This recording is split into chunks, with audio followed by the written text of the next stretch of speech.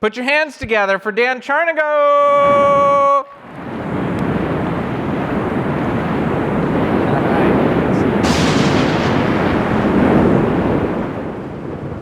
Hello, everybody. So I'm going to start this out by saying, like, my anxiety level's been going up and down the whole time I've been waiting, but it has nothing to do with being on the stage. It has to do with that little black square up there. And my anxiety went down when they fixed it, but it's back. So it's really bothering me. Hopefully those guys can fix it for the people to finish up. A little bit about me.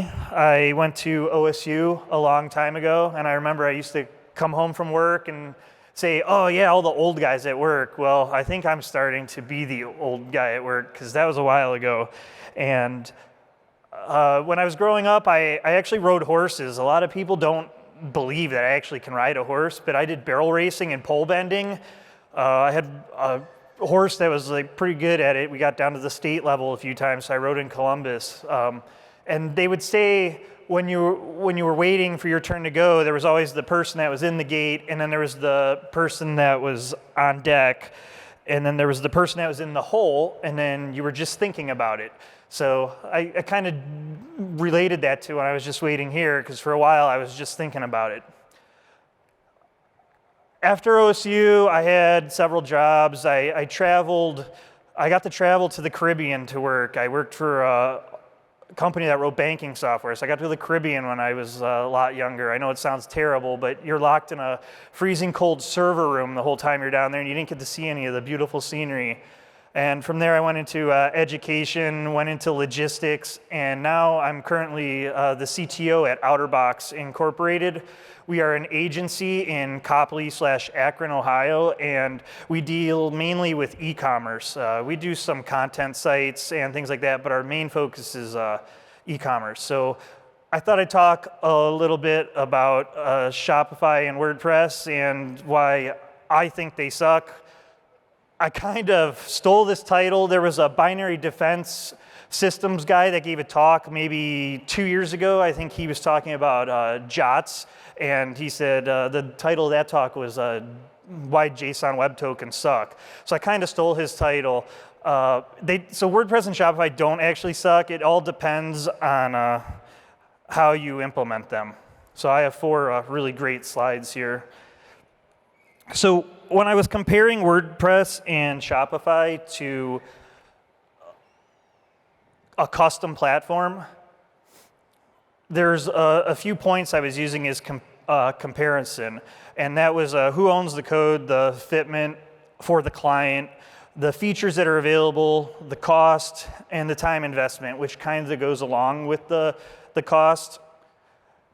And there's a big difference across the platforms. I'm actually writing something that I call my manifesto for the company to show them this comparison. So we used to have a custom platform, an ASP.NET platform.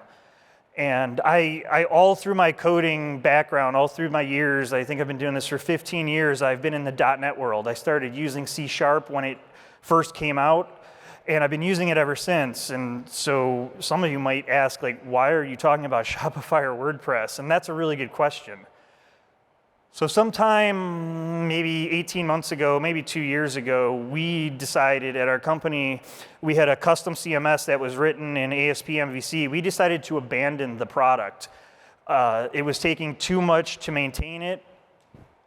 There was security, that's all we talk about here. It's constantly changing. We were spending too much time just maintaining this custom platform. So we decided that we did a little bit of research that Shopify and WordPress were probably the way that we wanted to go. So what are the drawbacks? Well, code ownership. So Shopify is software as a service. You don't actually own any of the code. Now there's a nice Shopify CLI where you can download your themes and your JavaScript code, but the platform you really don't get access to.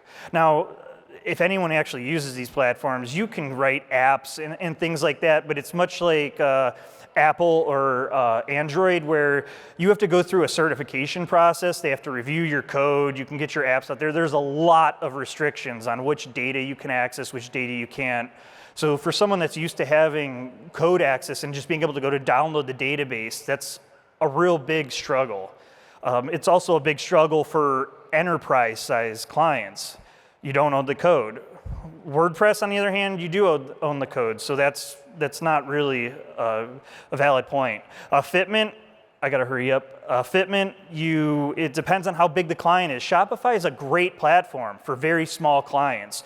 WordPress is a great platform for middle-sized clients, but really a custom solution is the only way to go for large clients. Features, WordPress, you can load endless plugins, and same thing with Shopify.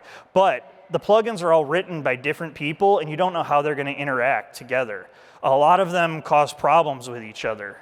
Cost, we used to think we hosted all of our solutions on Azure. We used to think that cost was expensive there. But after you add all these plugins, Shopify is just as expensive. And WordPress all depends on your host and plugins. And then the time investment to learn both these platforms. So conclusion is very similar to what you would do with any software, any product.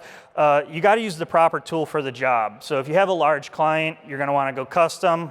If you got smaller clients, WordPress, Shopify can do the job. Thank you.